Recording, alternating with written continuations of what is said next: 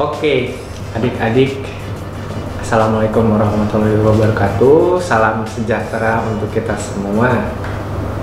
Kuliah ini menjadi bagian dari Occupational Health yang saat di awal dibawakan oleh Ibu Ardini, ya, Ibu Dr. Ardini. Video kali ini tentang occupational disease bagian kardiovaskular.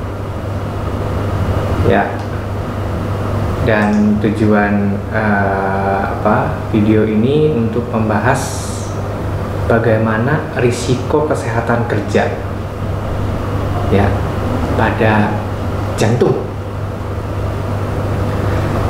Sebelum memulai, kita review kembali bagaimana sistem kardiovaskular. Harus diingat lagi, ya, karena kan kuliah satu dan lainnya itu berhubungan.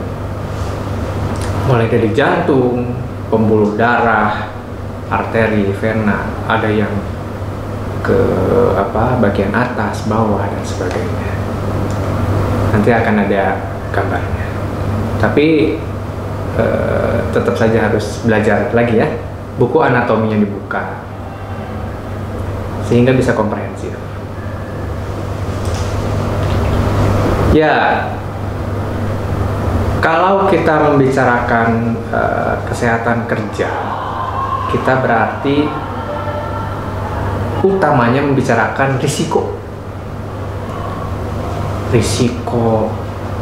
di pekerjaan yang menyebabkan sakit jantung, ya.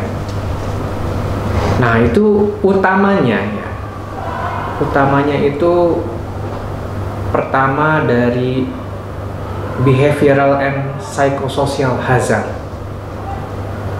dari perilaku, kemudian faktor psikososial, misal bagaimana perasaan dia dan sebagainya. Apakah dia orang yang suka marah-marah? Ya, itu. Kalau di tempat kerja, utamanya beban kerja.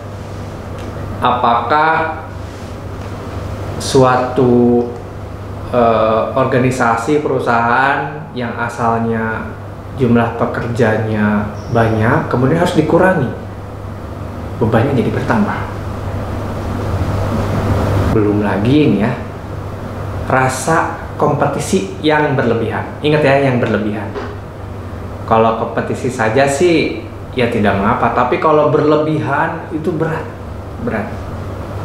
Kemudian tidak sabaran, ya, kemarahan, kecemasan, apalagi sampai depresi. Itu yang utamanya itu dirasakan di tempat kerja, mau di tempat kerja manapun. Kemudian belum lagi nih, ya, secara perilaku, ada perilaku kebiasaan merokok misalnya, makan makanan yang mengakibatkan penimbunan lemak misalnya, tinggi kolesterol, apalagi punya hipertensi. Itu utamanya dari behavioral and psychosocial hazard. Kemudian utamanya yang lain adalah chemical hazard. Chemical hazard itu penting juga. Di chemical hazard ini, sebentar, ya, saya lihat dari buku. Jadi saya tuh ambil dari Oxford Handbook of Occupational Health, ya. Nanti disampaikan, ya, karena penting kalau kuliah nanti ada tugas baca buku, ya. Kalau video itu sebentar. Ya, tadi dari chemical, ya, contohnya nih. Contohnya ada solvent.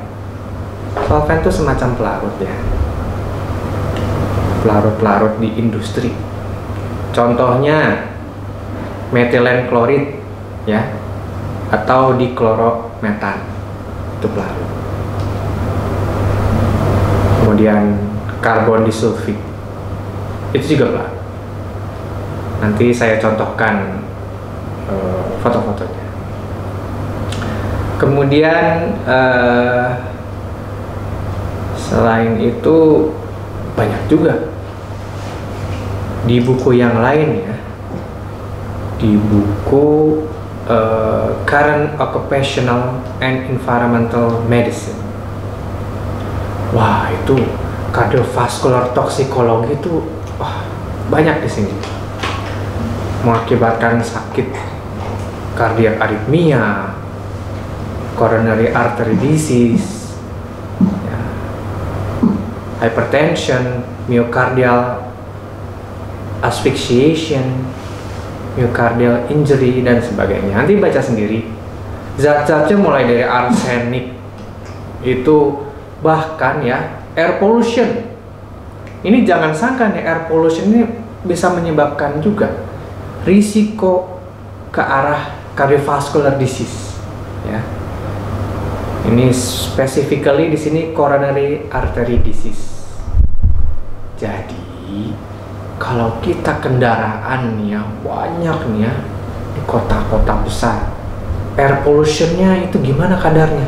Bayangkan kita naik motor kehirup, nggak pakai masker. Alhamdulillah sekarang masa-masa COVID nih, masker gini udah jadi kebiasaan, ya, jadi kebiasaan.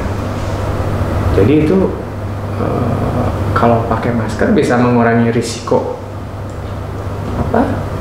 ke arah masalah di jantung. Banyak sekali masalahnya. Ya, tadi ke arah ini ya, chemical hazard. Ya. Kemudian, nah ini nih, bagaimana cara clinical assessment-nya? Datang ke dokter perusahaan misalnya, lihat bagaimana occupational risk faktornya. Tadi yang diceritakan tadi, risk faktornya apa saja, dari behavioral, psychosocial, kemudian chemical hazard dan sebagainya. Ya, chemical exposure seperti apa, dan sebagainya, itu perlu ditanya. Ya. Itu untuk nanti pemahaman lebih dalamnya bisa lihat di bukunya. Ya. Nah, ini bagian terakhir dari video ini. Kalau video lama-lama bosan nanti ya. Mending baca di rumah bukunya. Ini bagian terpenting bagi saya adalah prevention. Ya. Prevention itu ada 3. Prevention sebelum sakit, prevention saat di screening, sudah datang ke dokter nih, di anamnesis, diperiksa semua, periksa tambahan lab dan sebagainya, di diagnosis. Itu prevention kedua. Kalau prevention yang ketiga, itu sudah diobati tadi pada prevention 2, tapi nggak sembuh-sembuh. Apalagi sakit jantung.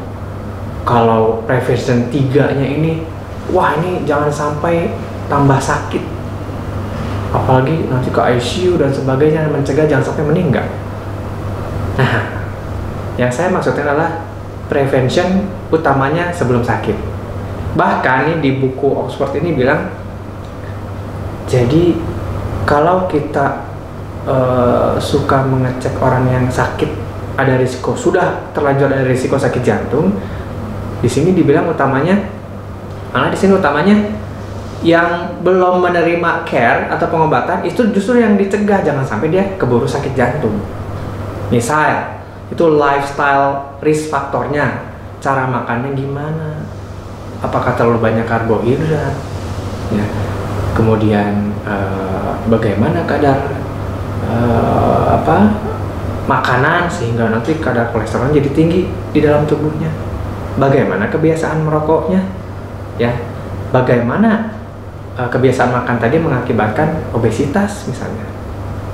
Dan kemudian, nah ini nih, karena saya juga olahraga ya, saya olahraga, jadi lack of exercise. Nah, ini penting sekali ya.